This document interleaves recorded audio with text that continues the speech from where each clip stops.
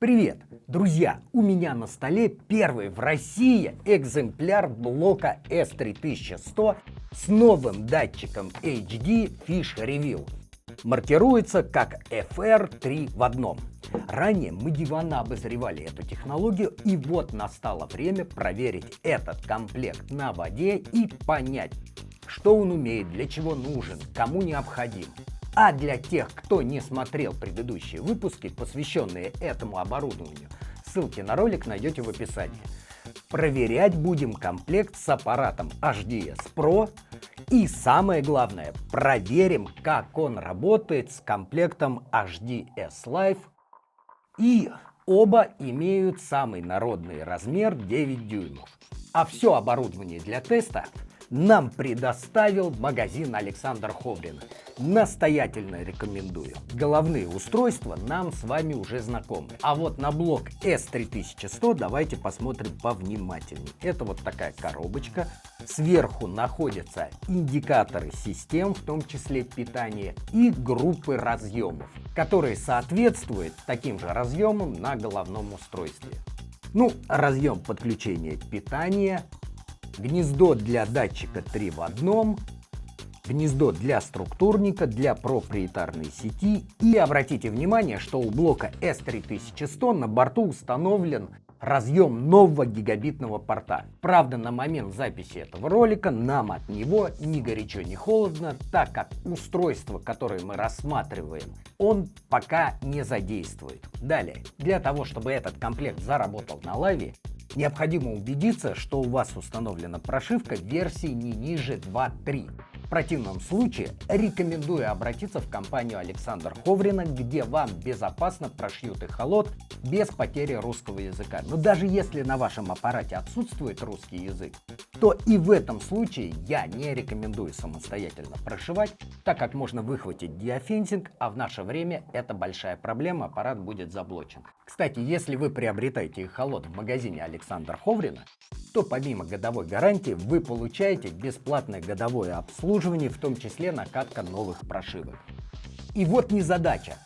Имеющийся у меня на данный момент для съемок различных тестов FS9 имеет прошивку 2.1. Сам виноват, вовремя не прошил, каюсь.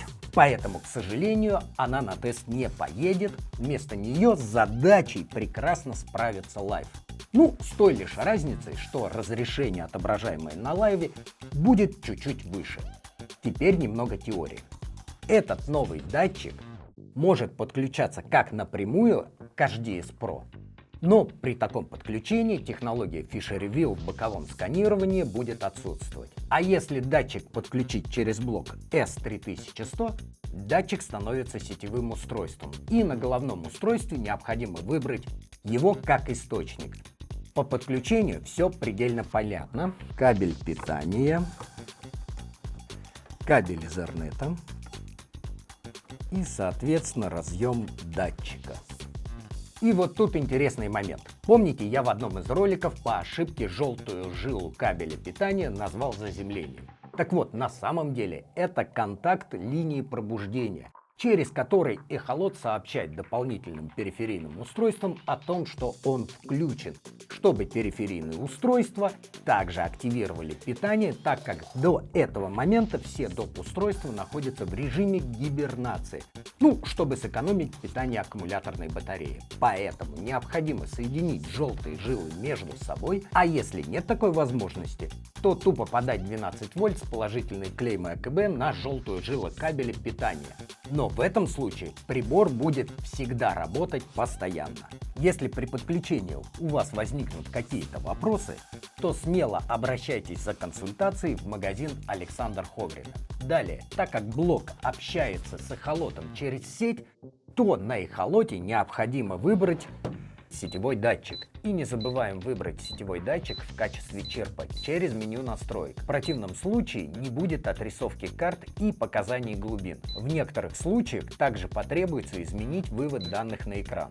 Так как 9 Live и Pro оснащены двумя разъемами Ethernet, то нам не потребуется хаб, так называемый концентратор. И для отображения сканирования с датчика блока S3100 на следующем головном устройстве мы транзитом соединяем головное устройство с проприетарным сетевым кабелем от Lowrance. И на второй голове также выставляем аналогичные настройки. Забегая вперед, сразу скажу, ни в коем случае не подключайте датчик HD Fish Reveal 3 в одном напрямую к лайву.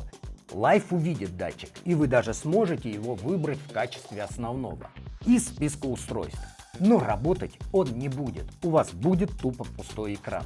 Но самое неприятное заключается в том, что после ваш эхолот нифига не будет нормально работать. Я вообще в какой-то момент подумал, что к ядрине фени спалил прибор своими глупыми экспериментами. Чтобы возобновить корректную работу эхолота, пришлось сбрасывать к заводским настройкам. Других способов я не смог найти, чтобы заставить картплоттер хоть как-то отрисовывать карты и выводить показания глубины. По крайней мере, так обстоят дела на момент съемки с прошивкой 2.3. В общем, не экспериментируйте почем зря. Итак, с этим разобрались. Переносимся в город Калязин на базу отдыха «Константа», в акватории которой и будем проводить тесты. И для начала вешаем второй датчик на лодку, чтобы была возможность посмотреть разницу между штатным датчиком 3 в 1 от Лайва и новым датчиком HD Fish Reveal. Будет ли она вообще, и если да, то какая? Простой датчик HD 3 в 1 тестировать не будем, так как на канале уже есть видео, в котором мы достаточно наглядно иллюстрировали его работу и сравнивали с датчиком 3 в 1 прошлого поколения.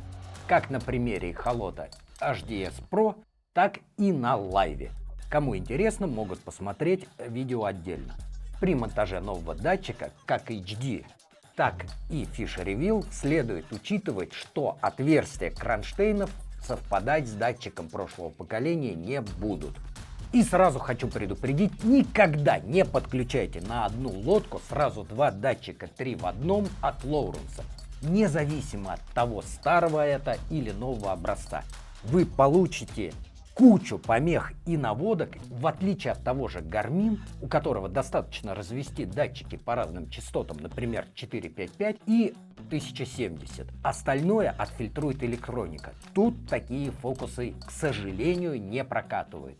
А то, что я повесил сразу два датчика, не означает, что я их буду задействовать одновременно.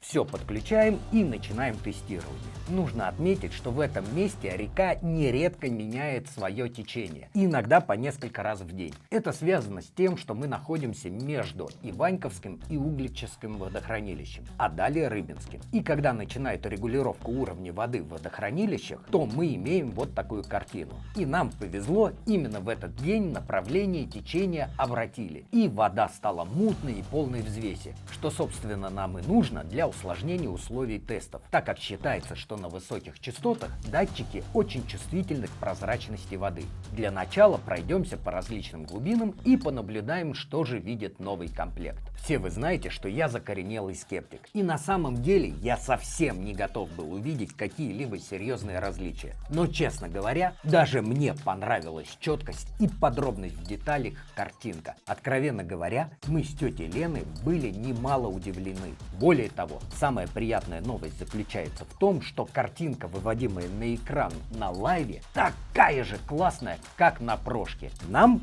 как владельцев лайва, это особенно приятно. И помимо всего прочего, в боковом сканировании появился Fish Reveal. Но вот тут не могу сказать, что обнаружение рыбы работает на полную катушку. Да, непосредственно под лодкой эхолот подсвечивает контрастные различия плотности. А вот справа и слева от лодки Fish Reveal, хотя и работает, но все же не так, как хотелось бы.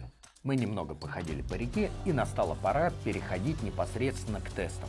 В качестве ключевого наблюдаемого объекта будем использовать покрышку H18 радиуса и традиционно погружаем ее на глубину 5,5 метров, в непосредственной близости от бакенов, обозначающих границу судового хода. Обратите внимание на то, что погружение покрышки мы наблюдаем и контролируем через экран эхолота, и об этом у нас скоро выйдет отдельный ролик. Друзья, простите нас, пожалуйста, но на этот раз рыбы не будет. так как из-за плотности расписания съемочного плана у нас просто не было времени на ловлю судака. А снимать попсу мы, к сожалению, не умеем. К тому же, как я упоминал ранее, изменилось течение реки, и даже местные бывалые рыболовы жаловались на то, что рыба перестала ловиться. В общем, надеюсь, будет достаточно покрышки, чтобы понять, насколько подробнее и детальнее стал показывать новый комплект. Тесты будем проводить с помощью автопилота на базе Мотор-гайда. Итак, выбираем заранее установленный маршрут, и каждый проход будет иметь погрешность отклонения не более 5 метров, что собственно для нас допустимо. Сразу оговорюсь, мы провели огромное количество тестовых заездов и показываем вам по сути среднестатистический результат. А все эхограммы, которые будут использоваться в этом ролике, я традиционно выложу на Яндекс.Диск, чтобы вы могли их самостоятельно изучить. Ссылки на эхограммы найдете в нашей телеграм-группе сообщества рыболовов. Не обращайте внимания на то, что мы снимаем в основном экран прошки. Как я упоминал ранее, изображение бокового сканирования как на прошке, так и на лайве абсолютно одинаковое. Для себя я поменял штатную палитру фишеревилла на двухцветную. Но с палитрами можно еще поиграться. На экране эхолота наблюдаем структуру так называемых мертвых якорей, к которым крепятся бакины, и совершенно четко различаем покрышку 18 радиуса. Теперь посмотрим, как это выглядит на эхограмме. Обратите внимание на то, что при воспроизведении эхограммы, что на компьютере, что на самом эхолоте, функция FisherView пока не отображается. Будет ли это исправлено со временем, неизвестно, но вот пока как-то так. Повторяем тест, но теперь с частотой 455 кГц.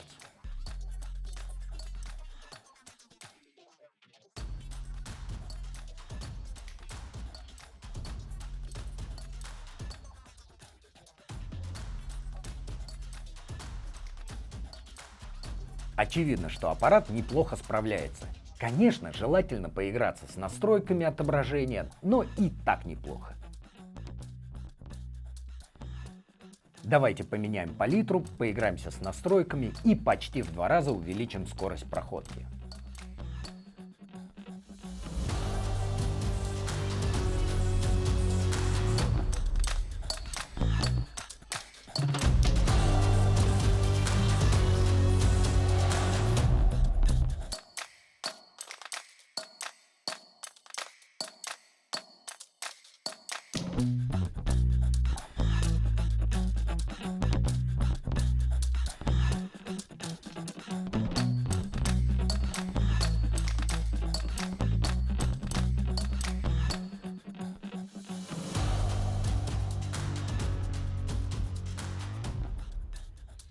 А теперь подключим к лайву штатный датчик 3 в 1 старого поколения и посмотрим, насколько существенно будет разница.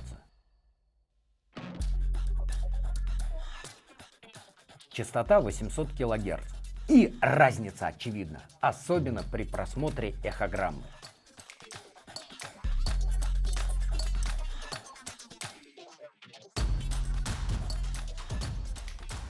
А теперь подключим новый датчик HD FisherView напрямую к прошке. И тут я впадаю в ступор. Обратите внимание, рельеф дна слева от лодки резко уходит в глубину, а справа напротив наблюдается подъем на мель. И в том и в другом случае без блока S3100 новый датчик показывает какую-то фигню, полностью теряя всю информацию справа, слева. То есть без блока S3100 не только отсутствует функция обнаружения рыбы, она же FisherView, но и отражение данных с датчика явно, возможно, даже умышленно, задавлено. И подобное подключение, как видите, не имеет никакого смысла, так как боковое сканирование становится хуже некуда. Ну что тут скажешь, гребаные капиталисты? Ну и чтобы вы нагляднее осознали разницу увиденного, давайте я выведу на экран изображение с датчика через блок S3100 и подключенного напрямую. По-моему, разница очевидна и, что называется, налицо. Прежде чем сделать какие-либо выводы, давайте разберемся еще с несколькими моментами. При просмотре этого видео у некоторых из вас возникнет вопрос: нафига нужно покупать прошку, если с лайвом все отлично работает? И в чем-то окажутся правы. Лично мне не по карману прошка. И для моих задач на сегодняшний день вполне себе хватает лайва. Но лайв у меня уже есть. Также не нужно забывать, что лайв уже прекратили выпускать. И в самое ближайшее будущее они исчезнут из продажи навсегда. Вместе с тем не нужно недооценивать прошку. А она, как ни странно, значительно шустрее лайва. Например, если у вас лайв 7 или 9, вы нередко замечали, что отображение уже прорисованных карт тормозит. У меня бывали случаи, когда я оказывался на месте со сложным узором меляков, а карта тормозила, и мне приходилось полностью останавливаться, чтобы добиться полного отображения. Однажды я даже из-за этого выскочил на меляк и погнул лопасть винта. Надеюсь, редуктор пережил это все без последствий, но вот как-то так. А вот у прошки таких проблем значительно меньше. Вот для наглядности мы засняли, с какой разницей в скорости обработки выполняется конвертация структурных карт на лайве и на прошке. Аналогичных диагоналей. Слева прошка, и она уже закончила обработку, а справа лайв, который затрачивает время на обработку данных более чем в 10 раз. И почему же такая разница? А давайте проведем вскрытие этих девайсов и на прозекторском столе разберемся, что к чему. Итак, перед нами расчлененка блока S3100, головного устройства HDS Live 9 и также 9 HDS Pro. Как видим, устройства состоят из так называемой кросс-платы, на которой расположены элементы, обеспечивающие работу излучателя и принимающей части сонаров. И на каждом установлен одноплатный компьютер, с помощью которого осуществляется управление. С той лишь разницей, что на блоке S3100 отсутствует экран и интерфейсная часть, что, собственно, позволяет максимально задействовать ресурсы одноплатного компьютера. Так, и ситуация начинает проясняться. На лайве установлен двухъядерный 32-битный ARM-процессор, работающий на частоте до 852 МГц. А на прошке и блоке S3100 установлен одинаковый, но уже четырехъядерный 64-битный ARM-процессор, работающий на частоте до 1,8 ГГц. Также, в отличие от старших собратьев, у лайва наблюдаем 16-гигабайтный SSD-диск против 32-гигабайтного на прошке и блоке S3100. В остальном критических отличий я не наблюдаю. У всех на борту по 16 гигабайт оперативной памяти с той лишь разницей, что на одноплатнике блока S3100 дополнительно установлен гигабитный чип Ethernet. Итак, что проясняется по результатам вскрытия? Первое. Хотя я и сомневаюсь, что Lowrance в версии Pro успел оптимизировать свой софт на работу с увеличенным количеством ядер, так как это очевидно повлекло бы за собой увеличение оперативной памяти при такой конфигурации. А этого мы не наблюдаем, однако налицо увеличенная частота тактового процессора. И, возможно, основное ядро операционной системы уже 64-битное. А это все объясняет. То есть, почему транскодирование карт производится в десятки раз быстрее, чем на лайве, а также отсутствует лаги карт. А вот что касается блока S3100, я вполне допускаю, что софт под него писался уже отдельно и независимо от прошивок эхолотов. И, скорее всего, операционка в блоке уже точно 64-битная, а софт оптимизирован под 4 ядра. Добавим сюда отсутствие простоев при опросе таких периферийных устройств, как экран, мультитач, USB, видеовход-выход, беспроводные навороты, ну и это все. В общем, это очень интересная концепция. Итак, давайте подытожим. Начнем с Pro. Лично для меня, как уже владельца эхолота HDS Live, прошка хотя и представляет интерес, но, откровенно говоря, за этот ценник, который сейчас очень высок по объективным причинам, таким как санкции, курс рубля, новинка на рынке, окутанная ажиотажем, ну и так далее. Так вот, такой апгрейд лично для меня не по карману и не представляется интересным, так как за даже более низкую цену я лучше возьму блок S3100 и получу, в общем-то, схожий результат. За исключением некоторых тормозов, с которыми, хотя и опасно, но можно жить.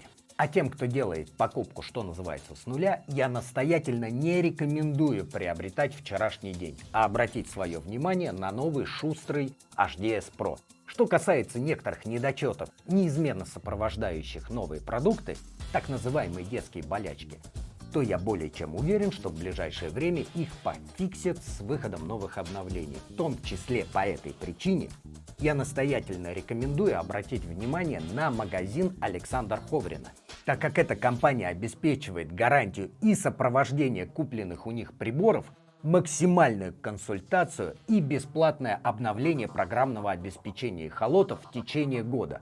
Ну а для остальных имеется платная услуга перепрошивки. Что касается блока S3100. С одной стороны, я крайне возмущен, что функционал этого блока отсутствует в версии эхолота HDS Pro. С другой, именно этот блок позволяет мне, как бюджетному пользователю HDS Live, повременить с апгрейдом головного устройства на более новый и, значит, дорогой. В то же время пользоваться всеми новыми плюшками. Другое дело, что даже этот блок S3100, учитывая наше материальное положение, мне совсем не по карману. Но это уже другая история. Кстати, у вас есть возможность поддержать канал донатом по ссылке в описании. Ну и, наверное, на этом будем сегодня закругляться. Итак, подписываемся, ставим лайк и помните, дядя Вова плохому не научит. Пока. Мы точно ничего не спалили? В смысле? Да, с этими разборками. Вроде все работает. Я каждый раз боюсь, что влетим.